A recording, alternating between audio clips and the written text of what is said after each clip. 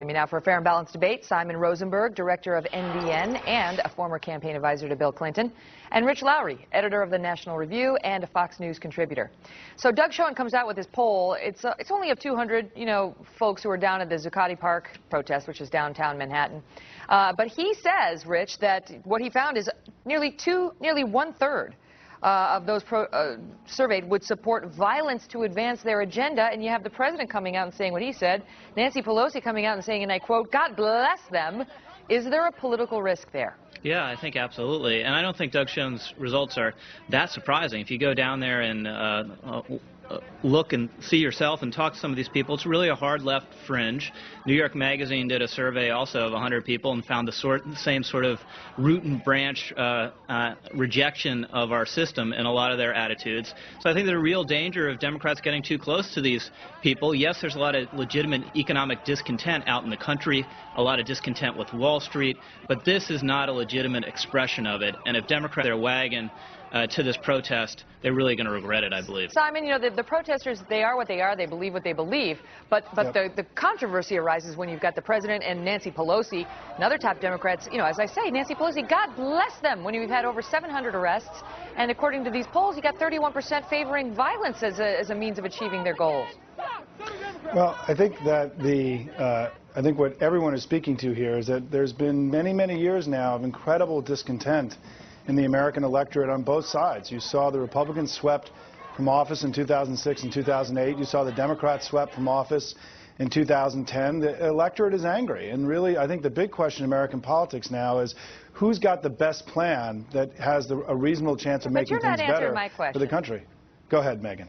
But my question is, should they be, listen, you worked for a moderate Democrat, right, Bill Clinton, and Doug Schoen worked for Bill Clinton. He was his pollster. And his whole piece seems to be about how... That was a long time ago. That was a long time ago, Megan. Okay, but he seems to be saying, trying to speak for the moderate wing of the Democratic Party, saying, don't do this, President Obama. Don't do this, Nancy Pelosi. We don't need to hitch our star to that wagon. We can make our points to independents, who we need to win over in the next presidential election, without tying ourselves to the folks who say, yay, the government should pay for everything, and if we don't get it, we're going to get violent.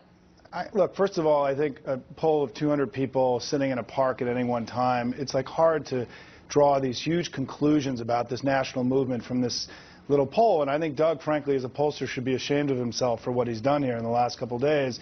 If you look at the National Journal poll that's out today, 60% of the American people support what the people in Occupy Wall Street are doing. So I think the key thing here is where there is common ground in both parties is that there's incredible discontent with the way the economy is playing out in the United States. We're having a big debate about it in both parties right now.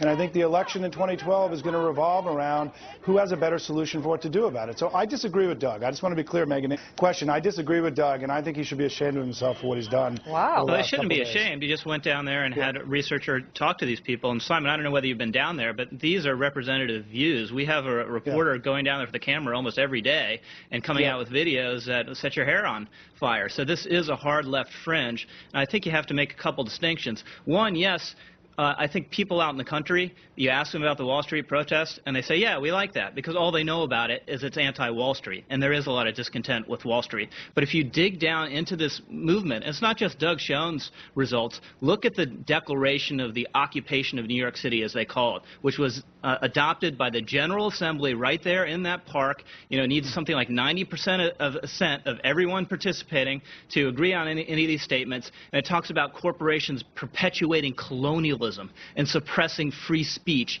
and torturing animals. It is really a fringe agenda down in that park. There's no doubt about it, and Democrats would be foolish to embrace it. Bill Clinton never in a million years would have done it. Megan, can I just say that last week when I was on your show, Rich encouraged your viewers when we were debating to actually read what the people of Occupy Wall Street have been writing, because he was so personally moved. He was so personally moved by what he had read on the air. I have the clip on my website, Rich. You can go look at it if you forget. I know what I said. So I'm glad we've moved from you praising them last week to now going after them, right? No, Simon, what I was saying... The talking points of the RNC came out and you changed your position. No. If you look at the Tumblr page, which is ordinary people out there, a lot of them, talking about the economic struggles they've had in this economy, which the president has failed to fix, it's quite moving. You go down and talk to this hardcore of leftist protesters and activists at Zuccotti Park, and it's totally different. And as I said, Simon, go look it up if you haven't read it. They have a declaration they adopted by consensus, and it's a hard left fringe agenda that'll set your hair on fire. So go please inform your... Well, I'm really hoping that what we talked about last week with them protesting the high price of movie tickets takes hold. Because I say again, you are into like $15 for a movie ticket. I mean, Megan, hello, you can be the Netflix. leader of that movement. I think I will. I accept. I'd like to take the Academy. Thank you both. Thanks so very much. Well,